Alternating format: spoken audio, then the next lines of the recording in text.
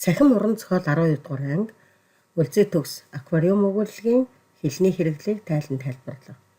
Тэгэхээр хэлний хэрэглээг тайлбарлахын тулд нөхдөд хэлний дүрслэх ур маяг ямар маяг байдаг вэ? Хэрхэн яаж харьцуулан өгүүлэлгээсээ харах вэ гэдгийг анхаараарай.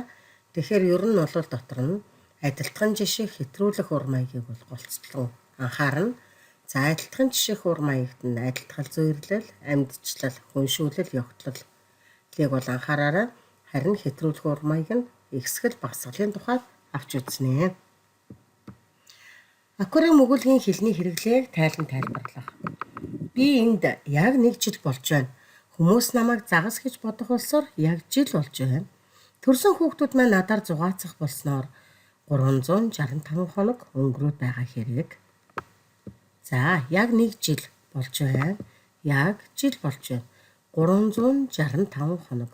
Ямар учраас яг бүтэн 1 жилийн тухайд жижигхэн цогцолборт 3 удаа давтсан болоо. Анхаараарай. Миний бяцхан аквариум.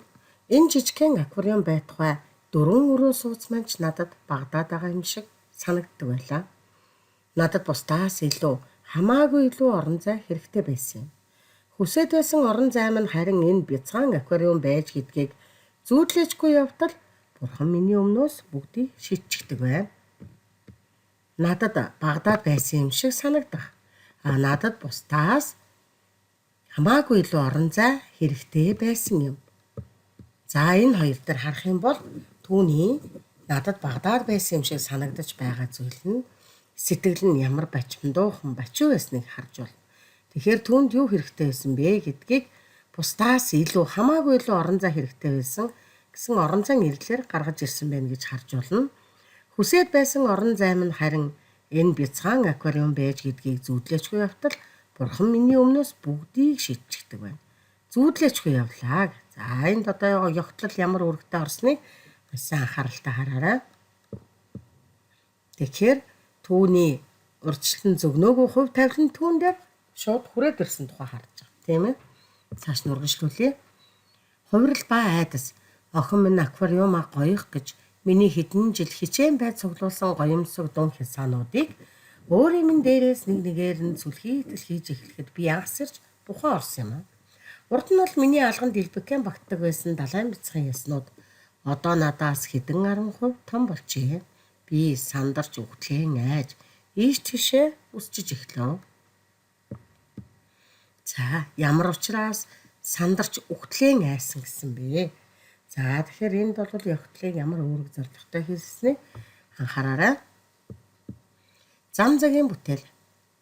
Би хорхоо шавжнаас айдаг учраас зам за намайг эмэгтэй юм болохоор тэгээд бас нилээд сэжигч юм болохоор 60 хөлт биш алтлаг хайрстай бяцхан бүлтгэр загас болгочихжээ.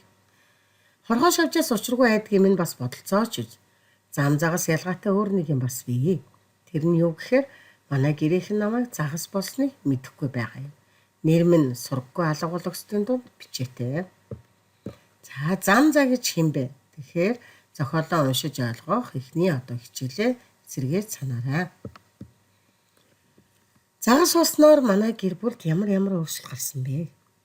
Хөөрхийн нөхөр минь хамаг хөрөнгөө ирэл зарцуулсан. Шүн болгон тэр ганцаархнаа шилээр хуудаг. Ах トゥ нар минь одоо бараг өдөр бүр ирцгээдэг. Цагийн хуваар гаргачихсан ээлжээр ирж хоёр хүүхдийг минь асар цуйлдаг болсон. Хоёр ах нөхрөөс минь тусдаа хувийн мөрдөгч хүслэн авцгааж мөрдөж мөшгөх төлөвлөгөөтэй байгаагаа шивнэлдээтгэв.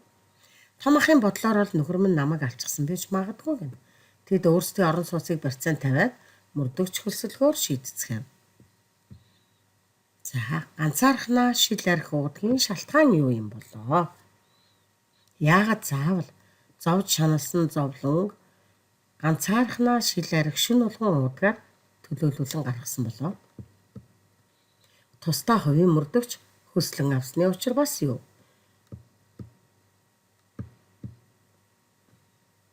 Охин л намайг асарч тойлно. Тэр 6 настай болохоор усныхаа халуун хүднийг ч тааруулж мэдэхгүй.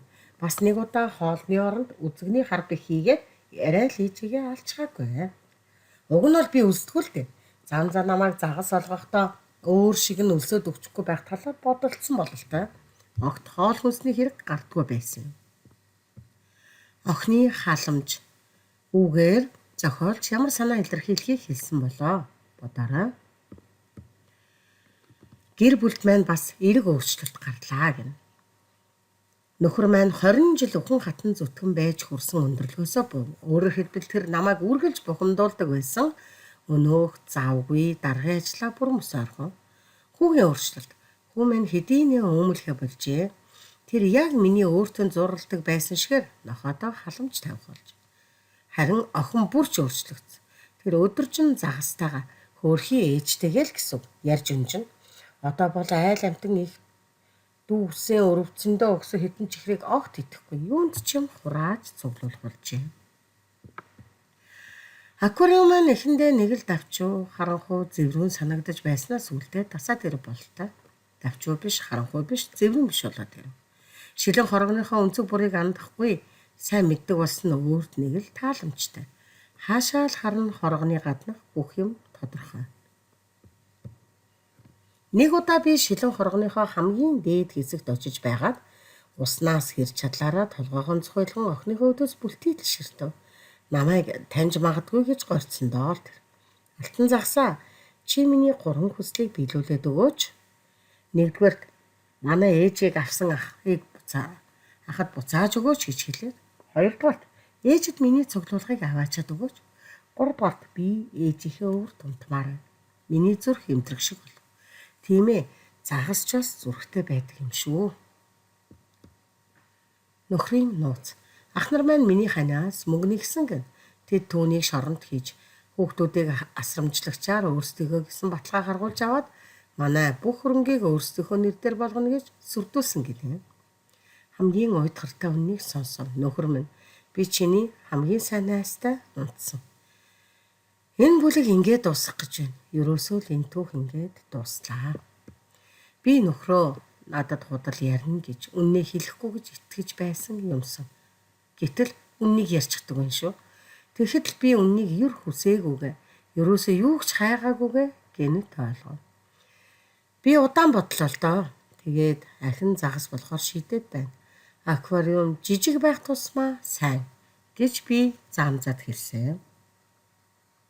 Нөхөр нь үннийг хэлсэн нь яагаад бүсгүйг буцан загас болгохоор шийдсэн юм бол. Яагаад аквариум жижиг байх тусмаа сайн юм болоо. Энэ тухайд эргцүүлэн бодоорой.